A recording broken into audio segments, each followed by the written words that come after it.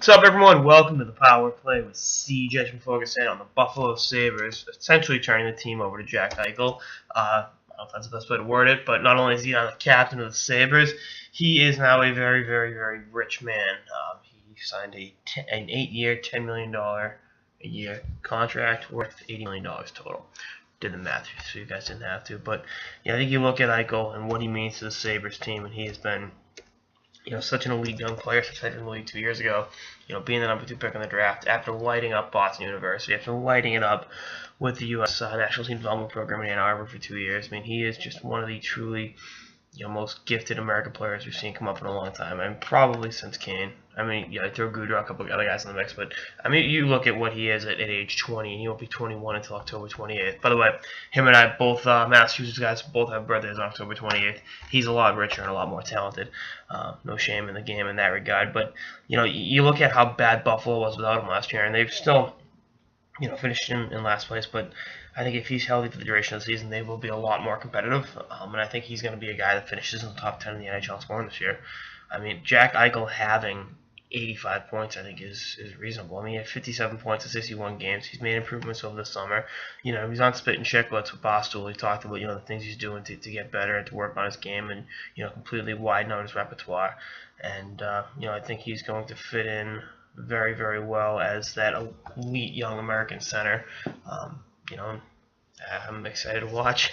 They got a hell of a team in Buffalo in terms of talent on paper. It's just a matter of it coming together. I think Phil Housley is going to do a great job. I think Eichel, again, now that he's locked up, now that he's the captain, a lot,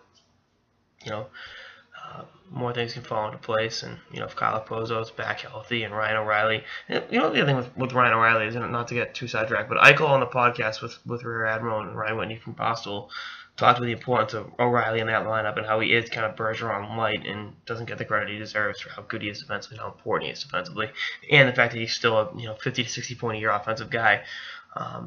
Kind of all flies under the radar. So, there's still some question marks with the Sabres in net, obviously. Is Robin Lehner the real deal? Maybe not.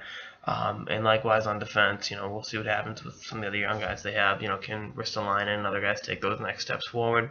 Those are going to be question marks that need to be answered as time goes on. But, they've got a really talented team, especially up front. And they've got some young guys coming up, whether it's Casey Middlestad or Nylander or whoever that can really play at a high level. And, we'll see what happens with the Sabres. But getting this deal done now and, preventing a potential nightmare scenario where it gets offer sheeted this summer, which I don't think is going to happen.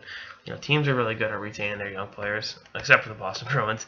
And I don't think Pagulas would let him leave Buffalo. I think it's just that simple. So, for all our Bruins fans, they're like, oh, he's not going to resign Buffalo. The Bruins are going to make a trade for him. Well, sorry.